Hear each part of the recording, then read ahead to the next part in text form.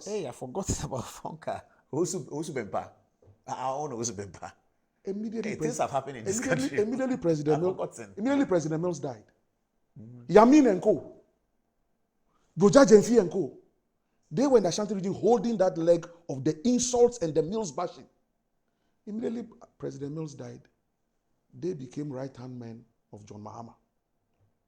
And today, they say that even positive criticism against John Mahama is not accepted. I'll come to that. How did you hear that Mills had died? So, I was in my office that morning. It was a weekday, Tuesday. It was a Tuesday. I had seen him the Saturday, which was his birthday, 21st. I had woken up, gone to see him by 6 a.m. And his son Kofi came to join us. We had some interesting discussion about issues. And so that's me crying, eh? Mm-hmm. And that was Saturday. Sunday, there was church service. Monday, the medics said he wasn't seeing anybody, which is... Mm-hmm. So Tuesday morning, I was in my office, actually, working on some speech that he was supposed to deliver at a public function. Because I used to write all his speeches. Mm-hmm. Name them. State of the Nation. Was he traveling on Tuesday? Well, I got to know. Mm-hmm. I didn't know before, but I got to know later, yes, that actually he was going to leave for Nigeria that Tuesday morning. Okay. So I was in my office when a security man came banging on my door.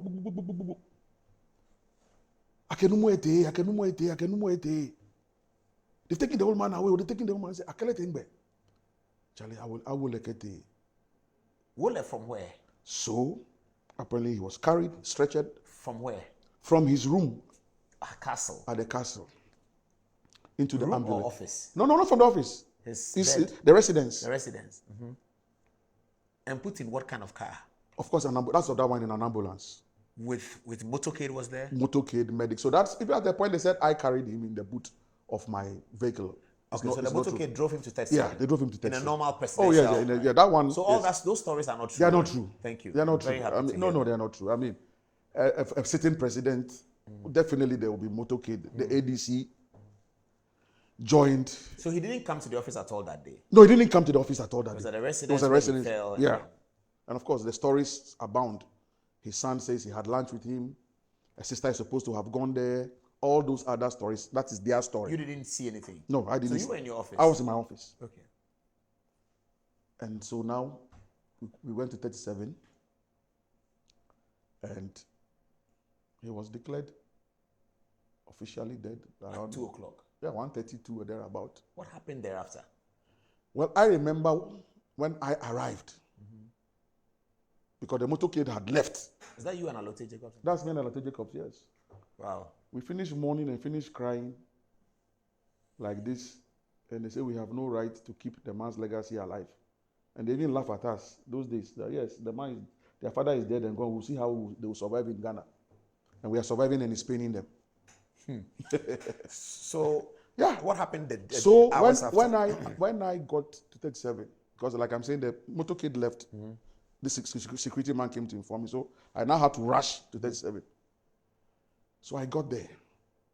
And when I got there, of course, I saw Colonel Lawson. He was with him? Yeah. The ADC went with him. Yeah. But his office, I mean... they're right there. Yeah. So I'm telling you that as much as I was close to the president, I had access to his bedroom. I would sit on his bed. He would be bathing, but he would draw the blinds. We can have a conversation. When we got to the office setting, Paul, he made sure that everybody kept their place. That kept their place. So when you got to 37, what happened? So I got to 37, and once I arrived, I was ushered into the ICU, the intensive care unit. So this story that he went to a maternity ward is also not true. Children's ward is not true. He went to the ICU, and he had commissioned the ICU maybe 2-3 months before. That. And it was a double commissioning he did when he went to 37 at the time. The ICU and the refurbished mortuary. Oh, wow. And as fate will have it. That's interesting. As fate will have it. From the ICU, he went to the mortuary. He went to the mortuary. Where Papa, where Fa. So when you were leaving 37... So when I went to 37, I was ushered into the ICU. And then there was the lifeless body of the president. They removed the cloth. The white. And so they up to maybe the navel. So you saw his face? I saw his face. I saw his upper body. And as I stood there watching the lifeless body of the president, I'm not sure how I got out of the ICU because, you know. You don't know how you got out of the ICU? I don't know how I got out of the ICU. They carried you? I don't know. Where did you end up? So later on I realized that we were in a room and they had brought a psychologist to come and work on us, a few of us. Oh, myself and Kenneth Lawson was part of it. A few close aides. I don't remember any of the brothers being in that close meeting. Was the Reverend Minister there? Amudaku. It's possible. Yeah. And this psychologist came. Then the lead physician, who also came and said that, gentlemen, you know that the president is dead, don't you? Yeah, it's good to cry, it's good to break down, it's good to weep. But let's allow him to go and rest. And that he had defied medical science for 8 years. Oh, 8 years. That he had defied medical science for 8 years. Now, Paul, and I want to believe that the medical doctor was telling us the truth. A man who defied medical science for 8 years to take this party from opposition into power. Because I remember in those quiet moments when the MPP was laughing at him and calling him a failure because he had lost 2004 was contentious. But instead of moving us onto the streets in 2004, that's when he said he will never become president on the drop of anybody's blood. And that if Kufuor says he's won the election, let him have it. Or if it is God's will, Ghanaians will give me the presidency in 4 years' time. Very prophetic. He said that in 2004. In 2004. This was at Koku Hill. And on other platforms. But I remember Koku Hill 1. He had to convince, because some of us wanted him to convince us as to why he will not hit the streets. And he said, no way. If I hit the streets, you people will die. Koku, I need you for the next election. I'm not going to kill you. Stay alive and let's win this election. In 2008. That was what gingered us into that 2008 election. Because this man was just leading us with conviction. But were you in support of the choice of John Mahama as a running mate? I know that was quite divided as well. He called me. President Mills called me before he took the decision. I know some of the party bigwigs wanted Alhaji Mohamed Mumunu to be maintained. Well, Mills himself wanted Mohamed Mumunu, didn't he say that? Well, so when he called me one morning, and the number of times he called me, look, the respect. So, because like you said, so when he called me. What did he say? He actually called me and said, Koku, I am going to take a decision. Now, this decision, anyway, so he's taking a decision, and John Mahama is going to be his running mate. And his words were, Koku, please accept my choice and let's work. He suspected you won't accept it. I don't know. Who was your choice? I didn't have a choice. Well, there was Betty Modidrisu. There was John Mahama. Certainly not Betty. There was John Mahama. There was Mohamed Mumuni. So Mumuni, when I was with the UNHCR, he was employment minister.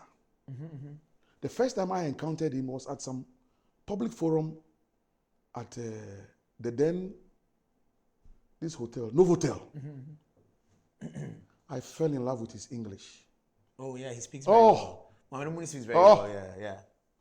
Sweet English. Sakarian. Yeah. As a student of the language, when I see people who speak the language, I admire.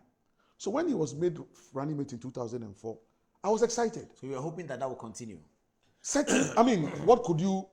So you were supporting John Mahama because Professor Mills said this is my choice? That is the boss. Okay, I get it. And besides, honestly, I had nothing against John Mahama. I didn't know him at close range. He was not one of the people that I was close to. So what will I have against him? I remember. That's surprising because many of us, well, younger than you, we all coalesce around John Mahama. Anybody of my age, media who was thinking NDC, we all coalesce around John Mahama. Yeah, but that is the strength of the media, because he was a media creation. He's a media person. He used to hobble up with the coffee shop group. I mean, he will sit in his office at communication, and I'll be there. Commander Duma will come there. Stand up. So that's it. And so let's say that his candidature won. He was a media favorite. There's no doubt about it. And for me, what I did for his outdooring was ample testimony to the fact that once he had been chosen. What happened at that place? I don't know whether it's a better question for Elvis. We all showed up there as journalists to hear Professor Mills's running mate. Mills didn't come.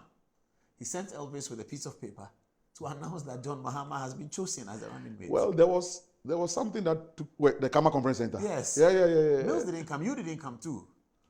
What was it about? Rollins came. What was that? What was the story behind that? Well, the story behind it is that President Mills had taken the decision. The National Executive Committee had taken the decision. But obviously the founder still had issues. And so ways had to be found to announce the choice